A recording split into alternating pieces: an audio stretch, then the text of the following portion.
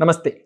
பெரிய பாஷர் ஞான சூரியனாக இன்னைக்கும் பிரகாசிச்சுட்டு நம்ம மகாபிரிவா இந்த இந்தியன் கான்ஸ்டிடியூஷன்ல, அதாவது பாரதிய சம்விதானத்தில் சனாதன தர்மத்தை ஜாகிரதையாக ரட்சிக்கிறதுக்கு உண்டான ஒரு பெரிய ஸ்டெப்பை எப்படி எடுத்தா அப்படிங்கிற விஷயத்த தாத்தாச்சாரியார் சொல்கிற விதத்தில் நம்ம தெரிஞ்சுக்க போகிறோம்.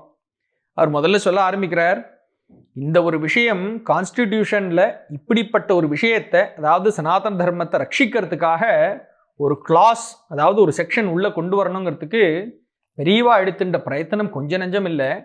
குறைஞ்சபட்சம் எனக்கு தெரிஞ்சு 5 வருஷம் பெரியவா விடாமல் இதுக்காக முயற்சி பண்ணியிருக்கா அப்படிங்கிறத சொல்லி ஆரம்பிக்கிறார். 5 வருஷமா அப்படின்னு நம்ம யோசிப்போம். அதாவது தேசம் சுதந்திரம் அடைஞ்சது 1947 ஆயிடுத்து. கான்ஸ்டிடியூஷன் அக்செப்ட் ஆகி ரிப்பப்ளிக் ஆனதுன்னு சொல்கிறது 1950. ஸோ எப்படி பார்த்தாலும் 1947 கணக்கு வச்சுட்டா கூட 3 வருஷம் தான் டைம் இருந்திருக்கணும்.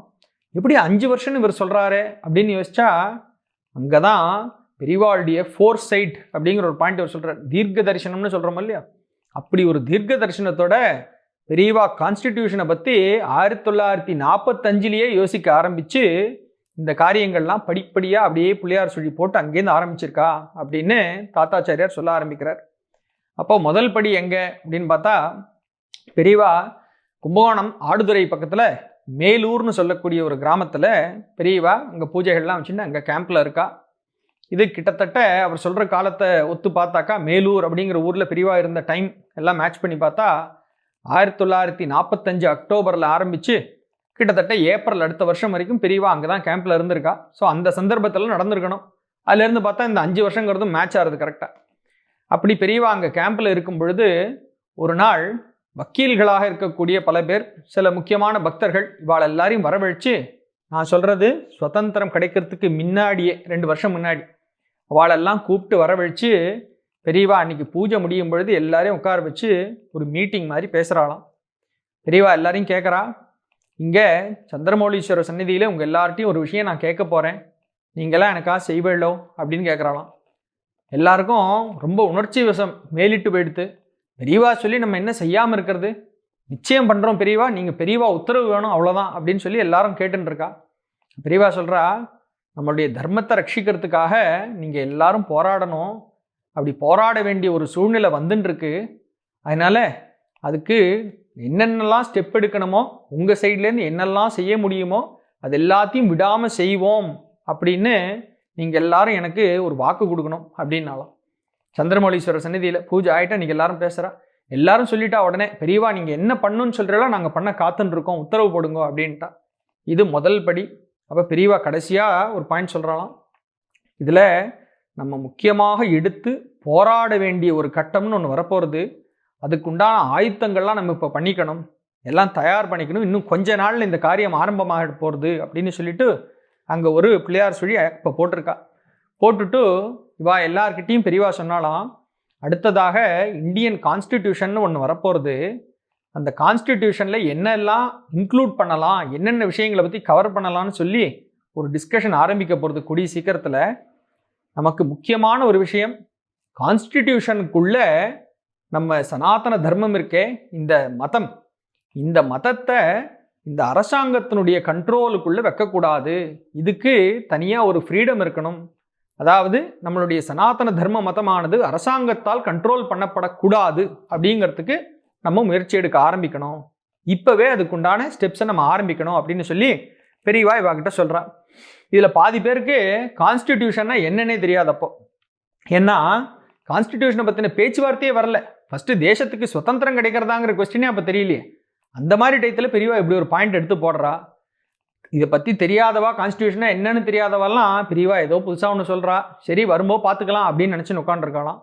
கான்ஸ்டிடியூஷன்னா என்னன்னு தெரிஞ்சு இந்த வக்கீல்கள்லாம் சில பேர் இருக்காளோ இல்லையா, இன்டர்நேஷ்னல் குவாலிஃபிகேஷன் இருக்கிறவா, இன்டர்நேஷ்னல் விஷயங்களை தெரிஞ்சுட்டவாலாம், அவள் எல்லாருக்கும் கான்ஸ்டிடியூஷனா எப்படி இந்தியாவுக்கு போய் வரும், மற்ற பெரிய தேசங்களில் டெவலப்டு கண்ட்ரீஸில் தானே கான்ஸ்டியூஷன்லாம் இருக்குது, நம்ம ஊருக்கு இது எப்போ வரப்போகிறது, என்ன பெரியவா திடீர்னு இப்படி சொல்கிறாளே அப்படின்னு அவளுக்கு ஒரு யோசனையா. ஆனாலும் பெரியவா சொல்லிட்டான்னு சொன்னாக்கா ஏதோ ஒரு காரணம் இருக்குது, அப்போ நம்ம என்ன பண்ணணும் அப்படின்னு பெரியவாளை கேட்குறா. பெரியவா சொல்கிறா, இப்போலேருந்தே நீங்கள் அதுக்கு ஒரு முன்னேற்பாடாக ஒரு வேலை ஆரம்பிக்கணும். அதாவது இந்த கான்ஸ்டிடியூஷனில் ரிலீஜியஸ் ஃப்ரீடம் அப்படிங்கிறத ப்ரொடெக்ட் பண்ணுறதுக்கு, அதை பாதுகாக்கணும் ரிலீஜியஸ் ஃப்ரீடத்தை. அதுக்காக நீங்கள் இப்போயிலேருந்தே எல்லாரும் கடிதாசி எழுத ஆரம்பிங்கோ, தந்தி அனுப்ப ஆரம்பிங்கோ அப்படிங்கிறாளாம். கடிதாசி யாருக்கு அனுப்புறது? தேசத்துக்கே இன்னும் சுதந்திரம் கிடைக்கல, அந்த விஷயமே ஒரு டிஸ்கஷன் போயிட்டு இருக்கு. யாருக்கு அனுப்புறது அப்படின்னா, பிரிட்டிஷ் அரசாங்கத்துக்கு கடிதாசி போடுங்கோ, அவளுக்கு தந்தி அனுப்புங்கோ.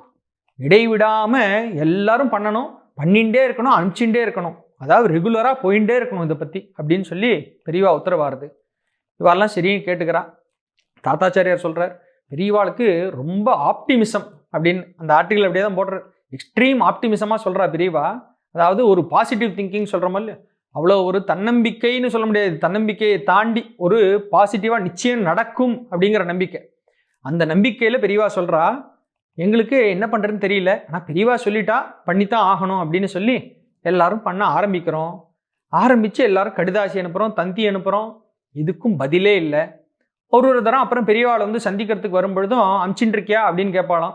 அமிச்சுட்டு இருக்கோம் அப்படின்னு சொல்லுவோமே தவிர, எங்களுக்கு உள்ளுக்குள்ளே என்ன அமிச்சு என்ன பிரயோஜனம், ஒன்றுத்துக்கும் பதிலே வரமாட்டேங்கிறதே, கிடைச்சிதான அக்னாலஜ்மெண்ட் கூட கிடைக்க மாட்டேங்கிறதே அப்படின்னு நாங்கள்லாம் கவலையோடு இருந்துட்டு இருந்தோம். ஆனால் பெரியவா ஏதோ ஒரு பிளான் வச்சு, அவரே தானே பரபிரம்மம், அவரே தான் ஏதோ ஒரு பிளான் வச்சு இதெல்லாத்தையும் நடத்தின்னு இருக்கார் அப்படிங்கிறது எங்களுக்கு அப்போ தெரியல. இன்னும் கொஞ்ச நாள் கழித்து எனக்கு அந்த விஷயம் தெரிய ஆரம்பிச்சுது அப்படிங்கிறார். அந்த சந்தர்ப்பம் இப்போ வந்ததுன்னா, இப்படியே கடிதாசி போக்குவரத்து போயின்னு இருக்கு, போயிட்டு வந்துட்டு இல்லை, ஒன் வே தான் போயிட்டே இருக்கு. திடீர்னு ஒரு நாள் இவருக்கு தாத்தாச்சாரியாருக்கு மெட்ராஸுக்கு வர சொல்லி ஒரு தந்தி வரதான். அந்த தந்தி வந்து ஹிந்து ஆஃபீஸ், அப்போ இருந்த பத்திரிக்கை, இந்த ஹிந்துன்னு சொல்லக்கூடிய பத்திரிகைக்கு அவரை வர சொல்லி கூப்பிடுறா. ஏதோ ஒரு விஷயமாக, இதுக்கும் அதுக்கும் சம்மந்தமே கிடையாது, டோட்டலி அன்ரிலேட்டட் மேட்டர் அப்படின்னு போட்டிருக்கிறவர். அப்படி ஏதோ ஒரு காரணத்துக்காக ஒரு ஹிந்து ஆஃபீஸ்க்கு போகிறார். அன்னைக்கு இந்த ஹிந்து பத்திரிகைக்கு எடிட்டராக இருந்தவர் கஸ்தூரி ஸ்ரீனிவாசன். அப்போ இவர் போகும்பொழுது ஸ்ரீனிவாசன் சார் அங்கே பார்க்குறாராம். பார்த்த உடனே, எங்கே என்ன வந்திருக்கேன், என்ன சமாச்சாரம் அப்படின்னார் அவர். இல்லை இந்த மாதிரி ஒரு சமாச்சாரத்துக்காக வர சொல்லி எனக்கு தந்தி வந்தது, அதனால தான் வந்தேன் இன்னைக்கு. என்ன இன்னைக்கு ஆஃபீஸ்லாம் கொஞ்சம் கலைபரமாக இருக்கேன், என்ன சமாச்சாரம், ஒரே பரபரப்பாக இருக்கேன் அப்படின்னாராம். அப்போ அவர் சொன்னாராம் கஸ்தூரி ஸ்ரீனிவாசன், இல்லை இந்த பார்லிமெண்ட்ரி டெலிகேஷன் ஒன்று இருக்கோ இல்லையோ, அந்த டெலிகேஷன் வந்து இன்னைக்கு மெட்ராஸ்க்கு வந்திருக்கா, அவெல்லாம் இன்னைக்கு ஆஃபீஸ்க்கு இன்வைட் பண்ணியிருக்கோம். இன்னைக்கு சின்னதாக ஒரு டீ பார்ட்டி இருக்குது சாயந்தரம் 3 மணிக்கு மேலே அவளோட, நீங்கள் இங்கே தான் இருக்கேன்னா நீங்களும் கலந்துக்கலாமே அப்படின்னாராம். இவருக்கு டக்குன்னு தூக்கி வாரி போட்டது, என்னடா பார்லிமெண்ட்ரி டெலிகேஷனா, இவாளுக்கெல்லாம் தானே ரீச் பண்ணணும்னு நம்ம கடிதாசி மேலே கடிதாசியாக போட்டுட்டு இருக்கோமே, இவாளெல்லாம் இங்கே வரப்போகிறாளா, இன்னைக்கு வந்து நின்றுருக்கோமா நம்ம அப்படின்னு நினச்சிட்டாராம். மனசால பெரியவாளை ஸ்மரிச்சுட்டாராம். இவர்கிட்ட சொன்னாராம், அப்பா அவளை தான் நான் சந்திக்கணும், அவகிட்ட எப்படியாவது ஒரு விஷயத்த சொல்லணும்னு நானும் முயற்சி பண்ணிட்டு இருக்கேன், அவகிட்ட பேசுறதுக்கு எனக்கு ஏற்பாடு பண்ணி கொடுக்க முடியுமா அப்படின்னாராம். நிச்சயமாக பண்ணுறேன், என்ன விஷயம் அப்படின்னு விஷயத்தை கேட்டுட்டார் இவர். சரின்னு இவர் அங்கேயே இருந்துட்டார். சாயந்தரம் இந்த பார்ட்டிக்கு அந்த பார்லிமெண்ட்ரி டெலிகேஷன் குரூப் வருது. இதெல்லாம் சுதந்திரத்துக்கு முன்னாடியே இன்னும் இந்த டெலிகேஷன் கமிட்டி வருது. முதல்ல அந்த கமிட்டியினுடைய செக்ரட்டரி வராராம். வந்த உடனே ஸ்ரீனிவாசன் சார் இவர் இன்ட்ரடியூஸ் பண்ணி வைக்கிறார். இவர் தான் இன்னார் அப்படின்னு சொன்ன உடனே, அப்படியா சந்தோஷம், நீங்கள் என்ன விஷயம் சொல்லுங்க அப்படின்னா, இவர் நாங்கள் பாட்டுக்கு இவ்வளோ கடிதாசி அனுப்பியிருக்கோம், ஒன்றுத்து கூட உங்கள்கிட்ட பதில் வரலையே, அக்னாலஜ்மெண்ட் வரலையேன்னு நேராக ஒரு போட்டார்.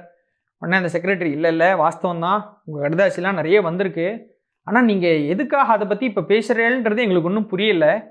கான்ஸ்டிடியூஷனில் அதுலேயும் வந்து ஏதோ ரிலீஜியஸ் ஃப்ரீடம் பற்றிலாம் நீங்கள் சொல்லிட்டு இருக்கல, எதுக்காக இப்போ அந்த ஸ்டேஜில் வந்து இதை பற்றிலாம் யாருமே நீங்கள் யோசிக்க ஆரம்பிக்கலையே, இதை பற்றி நீங்கள் என்ன சொல்கிறேன்னு எனக்கு புரியலை. நீங்கள் ஒரு காரியம் பண்ணுங்க, இதில் முக்கியமான ஆளாக இந்த டெலிகேஷனில் சோரன்சன் அப்படின்னு ஒரு எம்பி ஒருத்தர் இருக்கார், அவர் இப்போ வரப்போகிறார், வந்த உடனே நேரடியாக நீங்கள் அவர்கிட்ட பேசிருங்கோ அப்படின்னாராம். சரி நல்லதாக போச்சு அப்படின்னு சொல்லிட்டு தாத்தாச்சாரியார் உட்காண்டிருக்கார். சோரன்சன் வரார் எம்பி. அவர் வந்த உடனே இவர் உட்காந்து எழுதி ரிட்டன் மெமராண்டமாக கொடுக்கறதுக்கெல்லாம் டைம் இல்லை, அதனால் நேரடியாக எல்லாத்தையும் சொல்லிவிடுவோன்னு சொல்லி அவரை கூப்பிட்டு உட்கார வச்சு, இந்த மாதிரி எங்களுக்கு ஒரு ரிலீஜியஸ் ஃப்ரீடம், அதாவது ரிலீஜியன் வந்து கவர்மெண்ட்டுடைய கண்ட்ரோலில் வரக்கூடாது, இதுக்குண்டான ஒரு தனி அட்டானமி, ஒரு ஃப்ரீடம் இருக்கணுங்கிற விஷயத்தை கான்ஸ்டிடியூஷனில் கொண்டு வரணும் அப்படிங்கிறதான் எங்களுடைய ரெக்வஸ்ட்டு அப்படின்னு இதெல்லாம் எக்ஸ்பிளைன் பண்ணுறார். சோரன்சன் எல்லாத்தையும் கேட்டுட்டாராம். ரொம்ப ஆச்சரியமாக இருக்குது நீங்கள் கேட்குற ரெக்வஸ்ட்டு, ஆனால் நான் இதை வந்து யோசிக்கிறேன், நீங்கள் எதுக்கும் டெல்லியில் வந்து எங்களை வந்து மீட் பண்ணுங்கோ, இதை ஃபர்தராக நம்ம டிஸ்கஸ் பண்ணலாம் அப்படின்னு ரொம்ப ஒரு டிப்ளமேட்டிக்காக சொல்லிவிட்டு அப்புறமா பார்க்கலான்னு சொல்லி அவர் கிளம்பிட்டாராம். இவர் என்ன பண்ணுறார், ஏதோ அட்லீஸ்ட்டு நம்ம கம்யூனிகேட் பண்ணணும் அப்படின்னு ட்ரை பண்ணது போய் இப்போ இன்னொருத்தர் கேட்டுன்ட்டா அப்படிங்கிற வரைக்கும் கன்ஃபர்மேஷன் வந்துருத்துன்னு சொல்லி பெரியவா கிட்ட போய் கையோட சொல்லணுமோ இல்லையா? உடனே பெரியவாளை தேடி போகிறாராம். பெரியவாள்கிட்ட போய் கேம்பில் போய் சொல்கிறார், இந்த மாதிரி அவரை பார்த்து சொல்லிட்டேன், எதேச்சே இப்படி நடந்தது. இவர் சொல்கிறார், எதேச்சேன்னு அன்றைக்கி நினச்சேன், இன்றைக்கி தான் தெரியறது எல்லாம் பெரியவா பண்ணின ஒரு அனுகிரகம் லீலை அப்படிங்கிறது தெரியறதுன்னு சொல்கிறார். அப்படி பெரியவாள்கிட்ட போய் சொல்லி டெல்லிக்கு வர சொல்கிறார். நம்ம என்ன பண்ணலாம் அப்படின்னா பெரியவா சொல்கிறாலாம், சரி டெல்லிக்கே போய் பாரு, எதுக்கும் போகிறத ஒரு ரிட்டன் மெமரண்டமாக போட்டு எடுத்துன்னு போ அப்படின்னு சொல்லிட்டு கொஞ்ச நேரம் பெரியவா தியானத்தில் இருந்தாலாம். தியானத்தில் இருந்துட்டு ரிட்டன் மெமரண்டத்தில் இது எப்படி போடுறேன்னா, this has to be a fundamental right அப்படின்னு இதை இன்க்ளூட் பண்ணு அப்படின்னாலும், இந்த religious freedom has to be a fundamental right அப்படின்னு எழுது, அப்படி எழுதி நீ எடுத்துன்னு போன்னு சொல்லி சில அட்வொகேட்ஸ் வரலாம் வச்சு அழகாக ஒரு ரிட்டன் மெமரண்டம் எடுத்துட்டு ஸ்ரீமட்டத்துலேருந்தே அரேஞ்ச் பண்ணி இவர் டெல்லி போகிறதுக்கு ஏற்பாடு பண்ணியாச்சு. சரின்னு இவர் அதுக்கப்புறம் மெமரண்டம் எடுத்துட்டு டெல்லிக்கு போய் சோரன்சன் கிட்ட அப்பாயின்மெண்ட் வாங்கி அங்கே போய் மீட்டும் பண்ணுறார், ரெப்ரசன்ட்டும் பண்ணுறார்.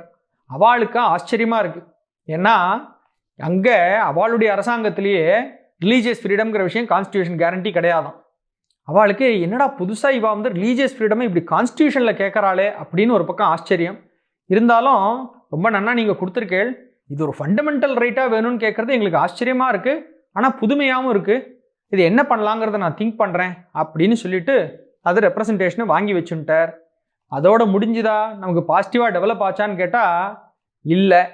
ஏன்னா இந்த பார்லிமெண்ட்ரி டெலிகேஷன் அதுக்கப்புறம் ஒரு ஃபெயிலியராக போயிடுது. சரி அடுத்தது என்ன பண்ணுறது, தாத்தாச்சாரியார் யோசிக்கிறார்.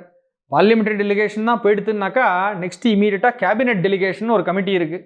அடுத்து அந்த கமிட்டி வந்த உடனே அவாள்கிட்ட இதை எடுத்துன்னு போகணும்னு சொல்லி மறுபடி பெரியவாளுடைய அனுகிரகத்தை வாங்கிட்டு கேபினெட் டெலிகேஷனை மீட் பண்ண போகிறார். அதில் அதனுடைய ஹெட்டாக இருக்கக்கூடிய சர் ஸ்டான்ஃபோர்டு கிரிப்ஸ் அப்படின்னு ஒருத்தரை தாத்தாச்சாரியார் மீட் பண்ணி மறுபடியும் அவர்கிட்ட ரெப்ரசன்டேஷன் கொடுக்குறார்.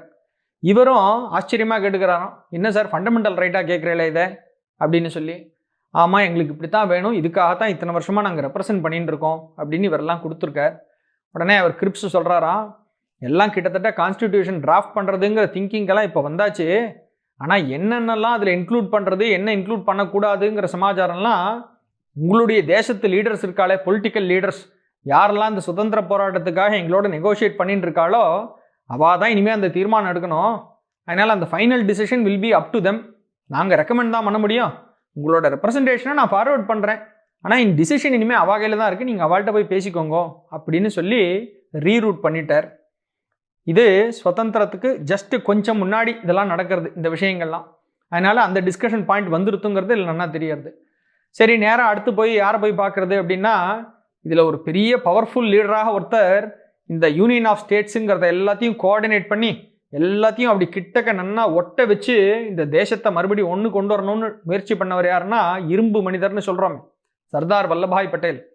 அவர்கிட்ட தான் இதுக்கு முக்கியமாக இவர் அப்ரோச் பண்ணுறதையும் தீர்மானம் பண்ணிட்டு தாத்தாச்சாரியார் அவர்கிட்ட போனாராம். பட்டேல் அவர்கள்ட்ட போய் இந்த மாதிரி ஒரு ரிலீஜியஸ் ஃப்ரீடம்னு ஒரு பாயிண்ட்டை பற்றி ஃபண்டமெண்டல் ரைட்டாக வேணும்னு கேட்குறோம், அதுவும் ரிலீஜியஸ் ஃப்ரீடம்ங்கிறது மாத்திரம் இல்லை, ரொம்ப ஸ்பெசிஃபிக்காக இந்து மதம்னு ஒரு பேர் இப்போ கொடுத்துருக்காளே, இந்த மதத்துக்குள்ளே நிறைய கிளைப்பிரிவுகளெல்லாம் இருக்குது, இந்த மதத்தை சனாதன தர்மம்னு சொல்லக்கூடிய இந்த மதத்தை காப்பாற்றுறதுக்கான ஒரு ரெக்கமெண்டேஷன் தான் இங்கே முக்கியமாக கொண்டு வந்திருக்கு அப்படிங்கிறத பற்றி சொல்ல ஆரம்பிக்கிறார். இது என்ன எதுக்காக இப்படி ஒரு ரெக்கமெண்டேஷனுங்கிற டீட்டெயிலாம் அந்த ஆர்டிக்கிளை ஃபுல்லாக பார்க்கும்போது தான் நமக்கு நன்னா புரியும், அது கடைசியில் சொல்ல போகிறேன். ஆனால் இது இப்போ சொல்ல ஆரம்பித்த உடனேயே இந்த சனாதன தர்மம் ஹிந்து மதம்னு சொல்ல ஆரம்பித்த உடனேயே பட்டேல் அவர்கள் பொறிஞ்சி தள்ளிவிட்டாராம் இவரை. இங்கே என்ன ஹிந்துயிசம் அது இதுன்னு பேசுகிறேன், நீங்கள் உங்களுக்கு ஒரு நாக்காக பேசுறது கிடையாது. ஹிந்துயிசம்னா அத்தனை நாக்கு இருக்குது, ஒரு தலையாக கிடையாது, பல தலைகளாக பிரிஞ்சு கிடக்கு. அதனால் இந்த யூனிட்டிங்கிற ஒரு விஷயமே கிடையாது இந்த மதத்தில். இந்த மதத்துக்கு நான் என்னத்தை ப்ரொடெக்ஷன் கொடுக்கறது, ஒன்றா ரெண்டா எத்தனை மதம் இருக்குது இதுக்குள்ளே, அதனால் இதெல்லாம் நடக்கிற காரியம் கிடையாது அப்படின்னு புரிஞ்சு தள்ள ஆரம்பிச்சிட்டாராம். இவர் சொல்கிறார், என்ன பண்ணுறதுன்னு தெரியல எனக்கு, அவருக்கு என்ன ஹிந்துயிசம் மேலே ஒரு பிடிப்பு இல்லாமல் இருக்கோன்னு நினைக்கிற அளவுக்கு போயிடுத்து. அதனால் மறுபடியும் பெரியவாளை மனசால ஸ்மரிச்சுண்டு திரும்பி அந்த டாப்பிக்கை அவர்கிட்ட எடுத்துன்னு போய் நான் சொன்னேன், இது நானாக உங்கள்கிட்ட ரெக்வஸ்ட் பண்ணல, காஞ்சி பீட்டாதிபதியாக இருக்கக்கூடிய மகாபெரிவா அவர் என்கிட்ட ரெக்கமெண்ட் பண்ணி அந்த பேசிஸில் நான் உங்கள்கிட்ட சொல்லின்னு இருக்கேன். பெரியவாளுடைய அபிப்பிராயம் என்னன்னு சொன்னாக்கா, இந்து மதம்னு பலதாக உங்களுக்கெல்லாம் வெளியில் தெரியறதே, அதுக்கு எல்லாத்துக்கும் அடியில் மூலமாக ஆணிவேராக ஒன்றே ஒன்று தான் இருக்குது. அதை வச்சு பார்த்தாக்கா வெளியில் தெரியறத வேற்றுமையெல்லாம் தெரியறதே இதெல்லாம் கிடையவே கிடையாது. அடியில் மூலமாக ஒன்றே ஒன்று தான், அந்த ஒற்றுமைங்கிறது நன்னாவே தெரியும். வெளியில் பார்க்குறத வச்சு நீங்கள் தப்பாக எடை போடப்படாது. இதில் தான் வாஸ்தவத்திலேயே யூனிட்டி இன் டைவர்சிட்டிங்கிறது இதில் தான் இருக்குது அப்படிங்கிறத இங்கே பெரியவா சொல்லி கொடுத்துருக்கான்னு சொல்லி தாத்தாச்சாரியார் ஒரு அடி அடித்தாராம். உடனே பட்டேலுக்கு ரொம்ப சந்தோஷமாக போயிட்டான். ஏன்னா இந்த யூனிட்டி இன் டைவர்சிட்டி தான் நம்மளுடைய ஒரு பெரிய important thing of our natural fabric அப்படின்னு நம்ம பண்ணிட்டு இருக்கோம். நம்மளுடைய கல்ச்சுரல் ஃபேப்ரிக்கில் ஒரு முக்கியமான அம்சம் அப்படின்ட்டு அந்த அம்சம் இவர் எக்ஸ்பிளைன் பண்ணுறார் தாத்தாச்சாரியார் பெரியவா சொல்லி கொடுத்ததாக பட்டேல் அவர்கள்ட்ட. அப்படி சொன்ன உடனே அவருக்கு ஆச்சரியமாக போயிட்டான். யார் சொன்னா? இந்த சுவாமிகள் எங்கே இருக்கார்? எனக்கு ரொம்ப ஆச்சரியமாக இருக்குது. அதாவது ஒரு மட்டத்தினுடைய ஒரு சித்தாந்தியாக இருக்கக்கூடியவர் அப்படின்னு அவர் சொல்கிறார். சித்தாந்தம்னா என்ன? அத்வைத்தம்னு சொல்லக்கூடிய ஒரு சித்தாந்தம். நம்ம காஞ்சி மட்டத்தை அத்வைத்த சித்தாந்த மட்டம் அப்படின்னு நினைக்கிறது. ஆனால் பெரியவாளை பொறுத்த வரைக்கும் எல்லாம் சம்மதம் அப்படின்னு ஒரு யூனிவர்சல் வியூன்னு ஒன்று இருக்கே. பெரியவாளை பொறுத்த வரைக்கும் அந்த வியூ இருக்கே, அந்த வியூ இங்கே எக்ஸ்பிளைன் பண்ணுற இவர் தாத்தாச்சாரியார். அப்போ இவர் கேட்குறாராம், இப்படி ஒரு சித்தாந்தத்தை அனுசரித்து இருக்கக்கூடிய மட்டத்தில் இப்படி எல்லா சித்தாந்தங்களையும், அதாவது இவாளுடைய பொசிஷன்லேருந்து டிஃப்ரெண்ட்டாக இருக்கக்கூடிய வெவ்வேறு சித்தாந்தங்களையும் அக்செப்ட் பண்ணி எல்லாம் சேர்ந்து ஒன்று தான் அப்படின்னு ஒரு யூனிவர்சல் வியூ ஒருத்தரால் எடுக்க முடியறதா? அப்படி ஒரு சுவாமிஜி இருக்காரா? எனக்கு ஆச்சரியமாக இருக்கேன்னு உடனே இப்படி தழைஞ்சிட்டாராம். முதல்ல பொறிஞ்ச மனுஷன் இப்போ இப்படி ஆயிட்டாராம். சரி, ஒன்று பண்ணலாம், நீங்கள் சொல்கிறதுக்கு நான் வேணால் கன்சிடர் பண்ணுறேன். ஆனால் நிஜமாவே இப்படி ஒரு யூனிட்டி இன் டைவர்சிட்டி உங்கள்கிட்ட இருக்குன்னு எனக்கு காட்டணும். நீங்கள் எனக்கு எஸ்டாப்ளிஷ் பண்ணி காட்டுங்கோ. அப்போ இதை கான்ஸ்டிடியூஷனல் ரைட்டாக எப்படி கொண்டு வரதுங்கிறத நான் முயற்சி பண்ணுறேன் அப்படின்னு சொல்லி ஒரு பாசிட்டிவாக ஒரு ஆன்சர் கொடுத்து அனுப்பிட்டார். இந்த ஸ்டேஜில் நமக்கு சுதந்திரமும் கிடைச்சாச்சு இந்த பாயிண்ட்டில். அப்போது பெரியவா கிட்ட இவர் மறுபடியும் வரார். இந்த ஸ்டேஜில் பெரியவா அம்பின்னு சொல்லக்கூடிய ஒரு ஊரில் கேம்பில் இருக்கலாம். அம்பிங்கிறது காஞ்சிபுரம் பக்கத்தில் இருக்குது. அங்கே அம்பியில் பெரியவா தரிசனம் பண்ணிட்டு ஏதோ கொஞ்சம் பாசிட்டிவான டெவலப்மெண்ட் தான் பெரியவா இந்த மாதிரி பட்டேல் சொல்லியிருக்கார். ஆனால் நம்ம எல்லா மதங்கள், அதாவது இந்த சனாதன தர்மத்துக்குள்ளே என்னென்னலாம் மதங்கள்னு வச்சுட்டு இருக்கோமோ, உதாரணமாக ஒரு சைவம் வைஷ்ணவம்னு இங்கே நம்ம சவுத்தை பொறுத்த வரைக்கும், வடக்கு போனால் இன்னும் நிறைய இருக்குது. இல்லை நம்ம ஒரு நாயுடு செட்டியார்னு பலது இருக்கோ இல்லையா, ஒரு தினிஷாக பார்க்குறோம். இப்படி எல்லா மதங்களுடைய வியூவும் இதெல்லாம் சேர்த்து கன்சால்டேட் பண்ணி எங்களுக்கு இப்படிப்பட்ட வியூ தான் வேணும், நீங்கள் கேட்குற ரெக்வெஸ்ட் நாங்களும் அதுக்கு ஒத்துக்கிறோம் அப்படின்னு சொல்லி இந்த ரிலீஜியஸ் ஃப்ரீடத்தை பற்றி எல்லாரும் அக்செப்ட் பண்ணி கொடுக்கணும்னு பட்டேல் கேட்குறார். நம்ம என்ன பண்ணுறது? பெரியவா தான் உத்தரவு பண்ணணும் அப்படின்னு கேட்குறான். பெரியவா சொல்கிறா, சரி அப்போது எல்லா மதங்களையும் சேர்த்து மட்டங்கள் இருக்கே, இந்த எல்லா மட்டங்கள்கிட்டையும் போய் இதை பற்றி டிஸ்கஸ் பண்ணி எல்லா மதங்களுடைய ஒரு கான்ஃபரன்ஸ், ஆல் இண்டியா மத்ஸ் கான்ஃபரன்ஸ் அப்படின்னு ஒரு கான்ஃபரன்ஸ் அரேஞ்ச் பண்ணி எல்லார்கிட்ட இருந்தும் அவளுடைய ஒப்பீனியன்ஸ் இதுக்கு வாங்கலாம் அப்படின்னு சொல்லி பெரியவா இவருக்கு அனுகிரகம் பண்ணுறா. இவர் சொல்கிறார் தாத்தாச்சாரியார், இந்த பாயிண்டில் தான் எங்களுடைய ஹோலி பில்கிரிமேஜ் ஆரம்பிச்சது. ஒரு க்ஷேத்ராடனம் மாதிரி, ஒரு புண்ணிய க்ஷேத்ராடனமாக நாங்கள் ஒரு மட்டமாக இங்கே போக ஆரம்பித்து எல்லார்கிட்ட இருந்தும் இந்த ஒப்பீனியனுக்கு நாங்கள் சப்போர்ட் வாங்கணுமோ இல்லையோ, அதுக்காக போக ஆரம்பித்தோம் அப்படிங்கிறார். இந்த பாயிண்டில் முக்கியமாக அவர் சொல்கிறார், ஸ்ருங்கேரி சன்னிதானமாக அப்போ இருந்த சந்திரசேகர பாரதி சுவாமிகள் அவர்களை போய் தரிசனம் பண்ணிட்டோம்.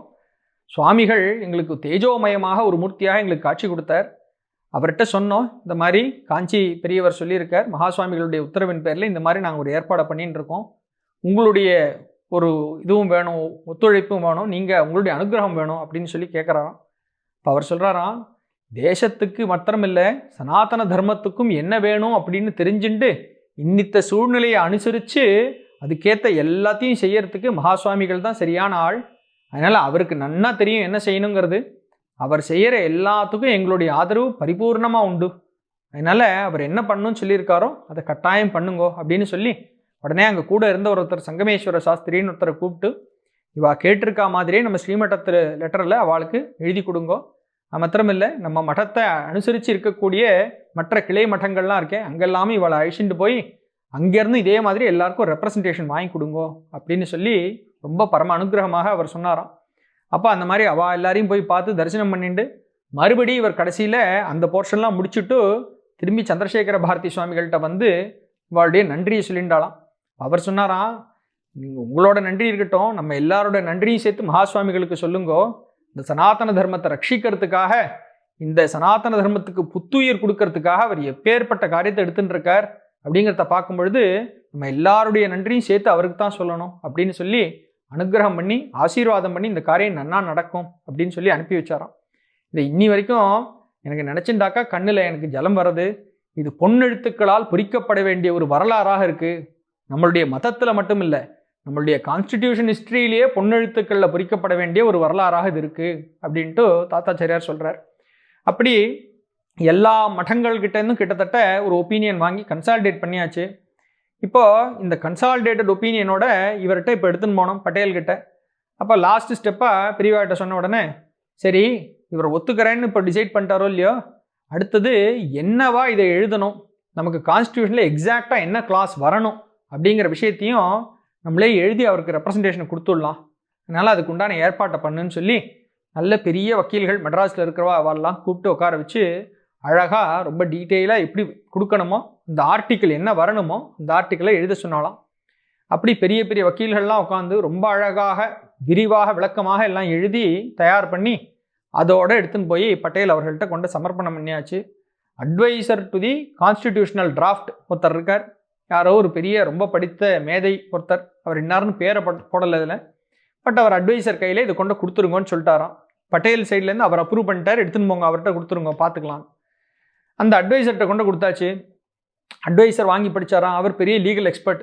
வாங்கி ஃபுல்லாக படிச்சுட்டு ரொம்ப பெருசாக இருக்குது, இவ்வளோ ஃப்ளவரி டெக்ஸ்ட்டாக இருந்து இது எல்லாத்தையும் டீட்டெயிலாக இப்படி எக்ஸ்பிளைன் பண்ணிலாம் போட்டாக்கா சரிப்பட்டு வராது கான்ஸ்டியூஷனுக்குள்ளே, அதனால் நானே அழகாக இதை சுருக்கி உங்களுக்கு எழுதி கொடுத்துட்றேன் அப்படின்னு சொல்லிட்டு அவரே உட்காந்து, அவர் இப்படி பர்சனல் இன்ட்ரெஸ்ட் எடுத்து இது பண்ணணுங்கிற அவசியமே கிடையாது, ஆனால் தானே அதில் ஒரு இன்ட்ரெஸ்ட் எடுத்துட்டு பண்ணுறேன்னு சொல்லி அந்த மொத்த விஷயமும் காம்ப்ரமைஸ் ஆகாமல் எப்படி சுருக்காக எழுத முடியுமோ அந்த மாதிரி அழகாக அவர் எழுதினாராம். எழுதிட்டு இதுதான் டிராஃப்ட்டு, இதை போட்டுடலாம் அப்படின்னு சொல்லி இவர் கொடுத்தார். இவர் மறுபடி தாத்தாச்சாரியார் அழகாக அதை எடுத்துகிட்டு பெரியவாட்ட வந்துட்டார். பெரியவாட்ட வந்து இந்த மாதிரி அவ்வளோ பெரிய மனுஷன் இவரெல்லாம் எழுதியிருக்கார், அவரே வந்து இதை சுருக்கி கண்டென்ஸ் பண்ணி அழகாக இப்படி கொண்டு வந்துட்டார், இதுதான் ஃபைனல் டிராஃப்ட்னு கொடுத்துருக்கார், ஐ திங்க் இதுக்கு மேலே சேஞ்ச் வராதுன்னு நினைக்கிறேன் அப்படிங்கிறதாக பெரியவாட்ட காமிச்சாராம். பெரியவா எப்படி எழுதியிருக்கிறது பெரிய லீகல் எக்ஸ்பர்ட்ஸ் எல்லாம் எழுதி அதை விட பெரிய லீகல் எக்ஸ்பர்ட் ஒருத்தர் ரிவ்யூ பண்ணி கண்டென்ஸ் பண்ண ஒரு மேட்டர் பெரியவா கையில் வருது. பெரியவா எப்படின்னா அதை பார்த்துட்டு இதில் இந்த 4-5 இடம் எல்லாம் மார்க் பண்ணி கொடுத்து இங்கெல்லாம் லாங்குவேஜ் கொஞ்சம் மாற்ற வேண்டியது இருக்குது, ஏன்னா ஆஸ் இட் இஸ் இதே லாங்குவேஜில் போனாக்கா நம்ம எதிர்பார்க்குற ரிசல்ட் வராது லீகல் இன்டர்பிரிட்டேஷனில், அதனால் இந்த இடம்லாம் சேஞ்ச் வேணும்னு சொல்லி லீகல் பாயிண்ட் ஆஃப் வியூவில் ஒரு இன்ட்ராஸ்பெக்ஷன் கொடுத்து பெரியவா கரெக்ஷன்ஸ் கொடுத்து அமிச்சாலாம். இந்த கரெக்ஷனோட இவர் மறுபடியும் டெல்லிக்கு போகிறார் அட்வைசரை பார்க்குறதுக்கு. அங்கே நடந்த விஷயங்கள் நாளைக்கு பார்ப்போம். பெரியவா சார்.